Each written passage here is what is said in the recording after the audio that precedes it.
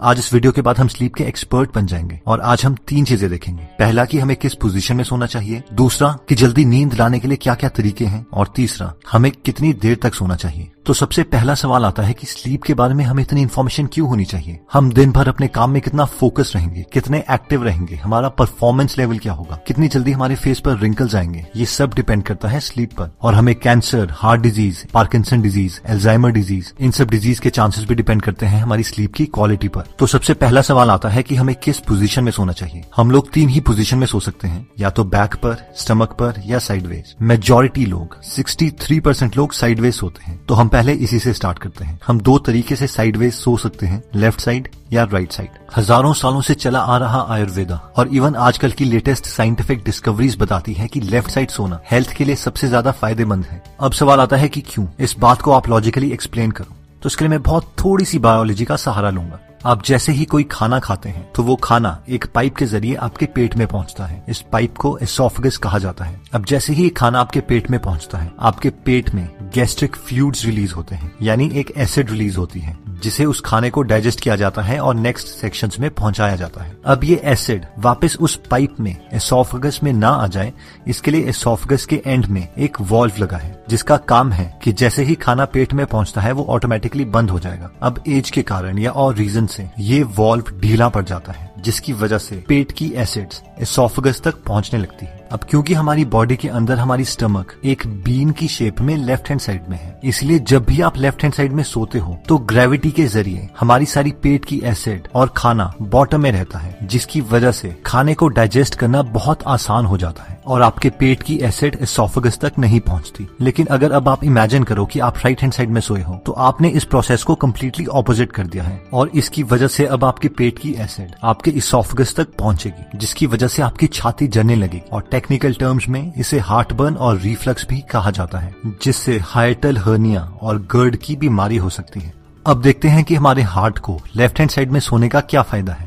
हमारे बॉडी की सबसे बड़ी आर्टरी आयोटा है, जो कि हार्ट के साथ कनेक्टेड है और लेफ्ट हैंड साइड में टिल्टेड है। आयोटा को डायरेक्टली हार्ट से खून मिलता है और वो खून हमारे लोअर पार्ट ऑफ बॉडी में जाता है। अब अगर हम लेफ्ट हैंड साइड में सोते हैं तो नेचुरल ग्रेविटेशनल फोर्सेस की वजह से हमारे हार्ट को आयोटा में खून पहुंचाने के लिए बहुत कम एफर्ट करना पड़ेगा, और जबकि ये एफर्ट बहुत ज्यादा होगा अगर हम राइट हैंड साइड में सोते हैं। अगर आपने अपने घर में पंप लगाए हैं तो आप इस प्रिंसिपल को आसानी से समझ सकते हैं कि पानी को ग्राउंड फ्लोर से 10th फ्लोर में पहुंचाना मुश्किल है, जबकि ये बहुत आसान है अगर आपको पानी को 10th फ्लोर से ग्राउंड फ्लोर में लाना है। इसलिए अगर आप पूरे दिन में 8 घंटे लेफ्ट हैंड साइड में सोते हैं तो वो 8 घंटे आप अपने बेस्ट फ्रेंड हार्ट की मदद कर रहे हैं। लेफ्ट हैंड साइड सोने का तीसरा फायदा होता है लिम्फेटिक सिस्टम को। लिम्फेटिक सिस्टम का ऑर्गन स्प्लीन हमारे बॉडी की लेफ्ट हैंड साइड में स्टमक के साथ होता है। स्प्लीन का बेसिक फंक्शन होता है खून को साफ करना और डैमेज्ड रेड ब्लड सेल्स को बॉडी से हटाना और इमरजेंसी कंडीशंस के लिए खून स्टोर करके रखना, जैसे कि कट या इंजरी।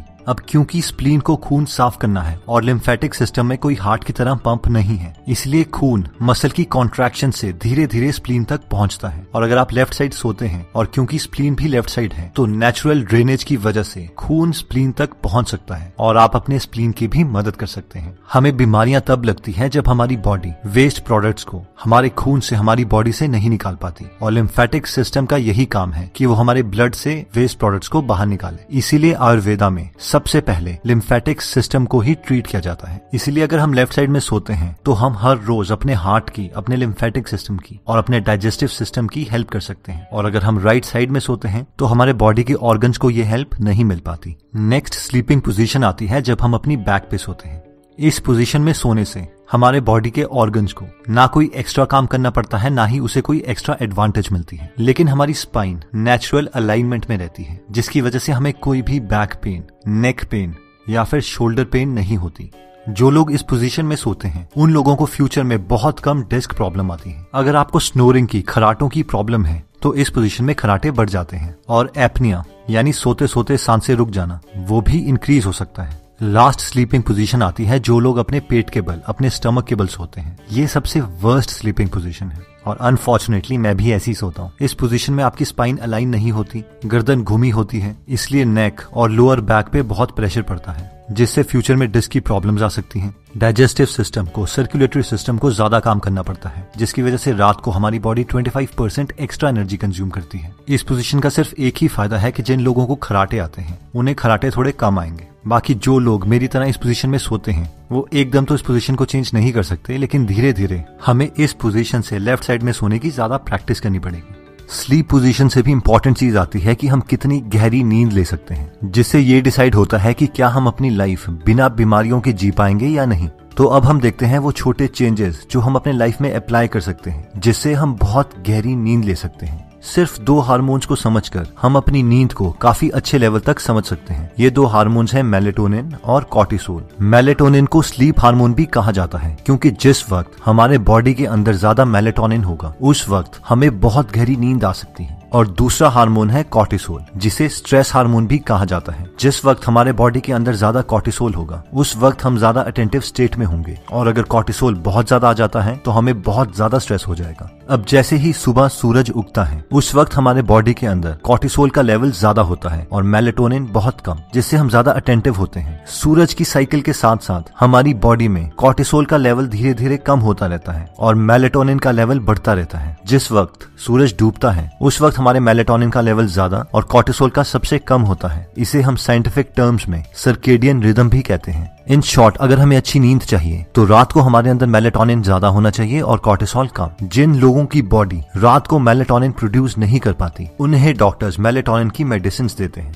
हमारा गोल हमारी बॉडी में मेलेटोनिन नेचुरल तरीकों से लाने का है, ना कि दवाइयां खाकर, जिसके ऑब्वियसली बहुत सारे साइड इफेक्ट्स भी हैं। अगर हमें अपनी बॉडी में मेलेटोनिन नेचुरल तरीके से पैदा करना है तो हमें अपने बॉडी को 2 कंडीशंस प्रोवाइड करनी पड़ेगी। पहला है डार्कनेस, यानी कमरे में पूरे तरीके से अंधेरा, और दूसरा है consistent sleep and wake cycle, यानी हर रोज ऑलमोस्ट सेम टाइम पर सोना और सेम टाइम पर उठना। कमरे में अंधेरा होना हमारी गहरी नींद के लिए इतना ज्यादा इंपॉर्टेंट है कि कॉर्नेल यूनिवर्सिटी के रिसर्चर्स ने एक एक्सपेरिमेंट किया, जिसमें उन्होंने एक आदमी को एक पूरे अंधेरे रूम में सुलाया, उसके साथ सेंसर्स अटैच किए और फाइबर ऑप्टिक केबल से एक 50 पैसे के सिक्के के बराबर थोड़ी सी लाइट उसके घुटने के पीछे कंसिस्टेंटली फ्लैश करी, और सिर्फ इतनी सी लाइट से उसकी पूरी स्लीप साइकिल डिस्टर्ब हो गई। और जो लोग रात को पूरे अंधेरे में सोने से डरते हैं वो रेड लाइट का नाइट बल्ब यूज कर सकते हैं। नेक्स्ट आता है ब्लू लाइट। हार्वर्ड के रिसर्चर्स ये कंफर्म कर चुके हैं कि ब्लू लाइट हमारा कॉर्टिसोल लेवल इंक्रीज करती है और मेलेटोनिन सप्रेस करती है, यानी डिक्रीज करती है। और अनफॉर्चुनेटली हमारे सारे गैजेट्स, हमारा सेल फोन, हमारे लैपटॉप, हमारा टेलीविजन, ये सारे ब्लू लाइट एमिट करते हैं। और रात के वक्त हर 1 घंटा जो हम इन डिवाइसेस के साथ गुजारते हैं उससे हमारी 30 मिनट की डीप स्लीप कम हो जाती है और फिर बीमारियां लगने लगती हैं। अब ऑब्वियसली हम इन फोन से इतना एडिक्टेड हो चुके हैं कि हम इन्हें नहीं छोड़ सकते, इसीलिए मैक्सिमम फोन्स में ब्लू लाइट फिल्टर का एक फीचर प्रोवाइड किया होता है, जिससे हमारी स्क्रीन पेल येलो कलर की हो जाती है। इस फीचर को यूज करके हम अपने स्लीप की क्वालिटी को इंप्रूव कर सकते हैं। जिन लोगों के सेलफोन में ये फीचर नहीं है वो एंड्रॉइड में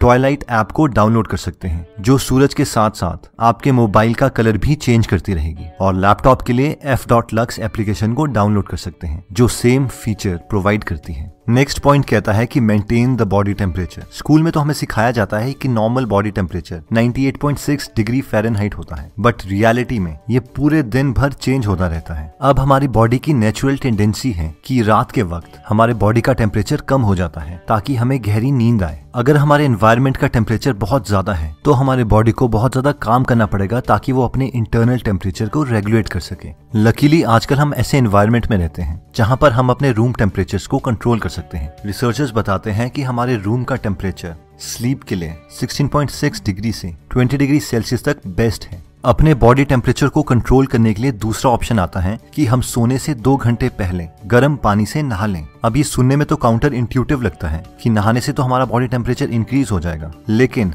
नहाने के बाद जैसे ही हमारे बॉडी का टेम्परेचर इंक्रीज होगा वो ऑटोमेटिकली हीट रिलीज करता रहेगा ताकि बॉडी का टेम्परेचर और एनवायरनमेंट का टेम्परेचर बराबर आ जाए। और फाइनली वो थोड़ी एक्स्ट्रा हीट रिलीज कर देगा जिससे बॉडी का टेम्परेचर एनवायरनमेंट के टेम्परेचर से थोड़ा कम रहेगा और हमें गहरी नींद आएगी। नेक्स्ट पॉइंट आता है कि हर रोज हमें कितने आवर्स तक सोना चाहिए।